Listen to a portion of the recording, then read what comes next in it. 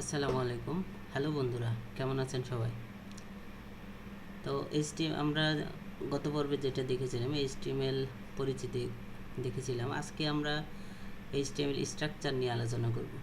HTML structure HTML এর জন্য খুবই গুরুত্বপূর্ণ একটা বিষয়। যদিও আপনি স্ট্রাকচার ব্যতীতই আপনি একটা ওয়েবসাইট তৈরি করতে পারবেন, তবে এটা আপনার প্রোগ্রামিং ইরর না দেখালেও এটা আপনার মানে কোনো রুলসের ভিতরে পড়লো না। আপনি স্ট্রাকচার ছাড়া একটা ওয়েবসাইট করতে পারেন, কোডিং করে আপনি একটা ওয়েবসাইটকে আউটপুটে আনতে পারেন, তবে সেইটা কোনো প্রোগ্রামিং রুলসের ভিতরে পড়ে না।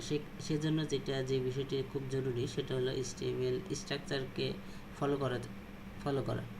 এখন আমরা এইচটিএমএল স্ট্রাকচারটা দেখে নিব।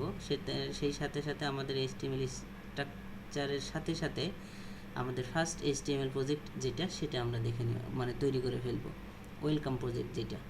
তো আমরা শুরু করছি। আমরা যে গত পর্বে যেখানে ছিলাম এটা একটু দেখে নিই। আমরা এই ফাইলগুলো তৈরি করেছিলাম, এগুলো আমরা ডিলিট করে ফেলছি।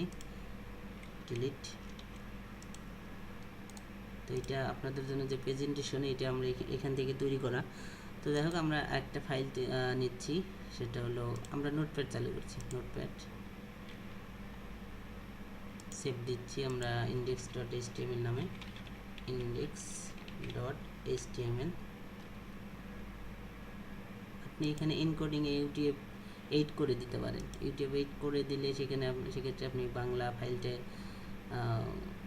বাংলা অক্ষর বা বাংলা ক্যারেক্টার ইউনিকোড যেটা সেটা আপনি লিখলে কোনো সমস্যা নেই। যাই হোক, এইভাবে আনসিকোড রাখলে কোনো সমস্যা নেই। সেভ দিলাম। দেখুন এখানে একটা ইন্ডেক্স ফাইল তৈরি। তো আমরা এটাকে একটু ব্রাউজারে ওপেন করি। একদম ব্ল্যাঙ্ক একটা পেজ ওপেন হলো। তো আমরা শুরু করছি আমাদের আজকে বেসিক যে স্ট্রাকচার এইচটিএমএল। তো এইচটিএমএল বেসিক স্ট্রাকচারের ভিতরে এইরকম এইচটিএমএল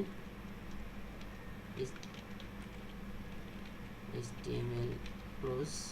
আমি এইচটিএমএল ট্যাগ নিয়ে পরের ক্লাসে আলোচনা করার চেষ্টা করব, এই জন্য আজকে ট্যাগ নিয়ে আলোচনা করব। আমি শুধু স্ট্রাকচারটা দেখানোর চেষ্টা করতেছি। এইচটিএমএল দিলাম, এরপরে হেড দিব, হেডের পরে টাইটেল মাই ওয়েবসাইট। টাইটেল ক্লোজ করে দিলাম, হেড ক্লোজ করে দিলাম। আমরা বডি শুরু করছি। বডি শেষ করে দিলাম।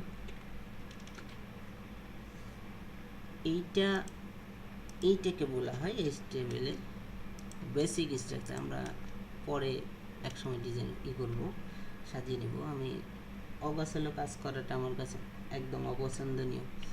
তো যাই হোক, আমরা একটু আলোচনা করি। দেখুন এইটা হলো মাদার ট্যাগ। এই দুইটা বন্ধনের ভিতরে যেটা থাকে সেটাকে এইচটিএমএল ট্যাগ বলে। আমরা এইচটিএমএল ট্যাগে এই বিষয়টি নিয়ে আলোচনা করব। তো এইটাকে মাদার ট্যাগ বলা হয়। এরপর এটা হেড কেন বলা হয় এই বিষয়টা আমি মানবদের সাথে একটু মিলিয়ে দেখার চেষ্টা করেছি, যে আমাদের মাথা কি করে, লজিক্যালি চিন্তা করে। ওয়েবের ক্ষেত্রেও এই হেডের ভিতরেই যত লজিক্যালি, যেমন জাভাস্ক্রিপ্ট, সিএসএস বা অন্যান্য যে লজিক্যালি বিষয়গুলো আমরা এখানে দিতে পারি। যেমন আমরা এখানে সিএসএস লিখতে পারি, সিএসএস এক্সটার্নাল ইন্টারনাল সিএসএস, এটা আমরা সিএসএস পর্বে দেখব। তারপর জাভাস্ক্রিপ্টকে এখানে আমরা কল করতে পারি, অন্যান্য সোর্সগুলোকে আমরা এখানে কি করতে পারি, কল করতে পারি। এই জন্য এই বিষয়টা আমরা হেড হিসাবে হয়তো নামকরণ করা যায়। এরপরে যেটা হলো বডির ভিতরে আপনি যা লিখবেন সেটা, যেমন আমরা এখানে যদি ABCD লিখি তবে এটাই আউটপুটে আসবে। আমরা একটু আমাদের ব্রাউজারটা রিলোড দিচ্ছি। দেখুন এই যে ABCD। এখন যে বিষয়টা হলো, আপনি যদি এই ABCD HTML এর বাইরে লেখেন তার বড় কাজ হয়।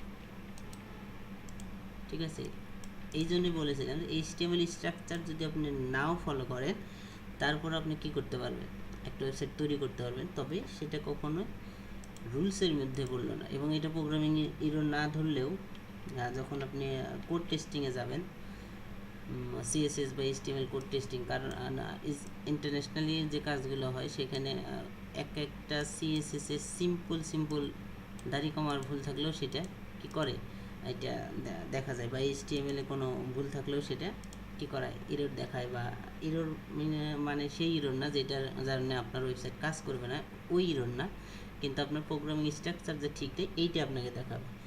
এইরকম কোনো কিছু যদি দেখায় তাহলে ইন্টারন্যাশনালি আপনার কাজের ক্ষেত্রে সমস্যা হবে। সো এই বিষয়গুলো আপনাকে মাথায় রাখতে হবে, যেহেতু আপনি প্রফেশনালি ওয়েব ডিজাইনার হতে চাচ্ছেন, সো এই বিষয়গুলো আপনাকে মাথায় রাখতে হবে। তো আজকে এইচটিএমএল স্ট্রাকচার এখানে আর কিছু নাই।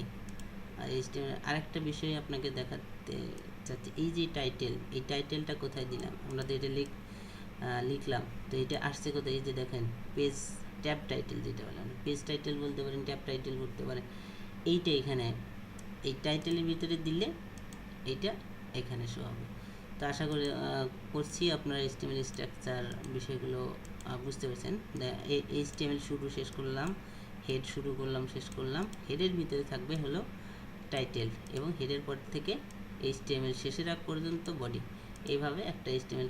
এইখানে আর একটা বিষয় দিতে পারেন, সেটা হলো ল্যাঙ্গুয়েজ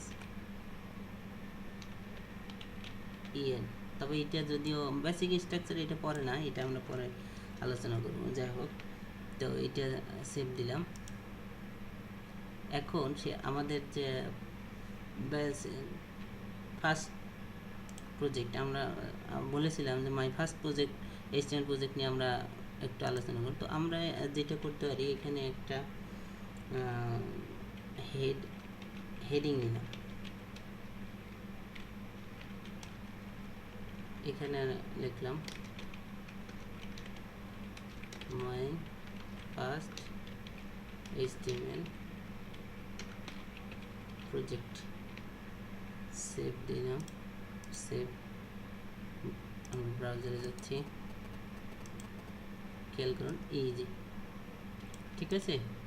তো হেডিং নিয়ে আমাদের ক্লাস আছে, আমরা হেডিং নিয়ে পরে আলোচনা করব। এই বিষয়, এইটা হলো একটা বেসিক এইচটিএমএল প্রজেক্ট।